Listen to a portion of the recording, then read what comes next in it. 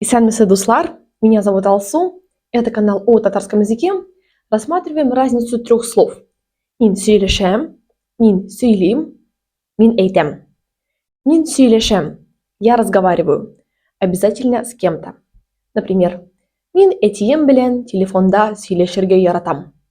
Я люблю разговаривать с отцом по телефону. Мин сөйлим, я рассказываю о ком-то или о чем-то. Мин сиңа Габдулла Тукай турында сөйләргә телим. Я хочу рассказать тебе о Габдулле Тукае. Мин әйтәм, я говорю. Обычно используется в контексте каких-то коротких фраз.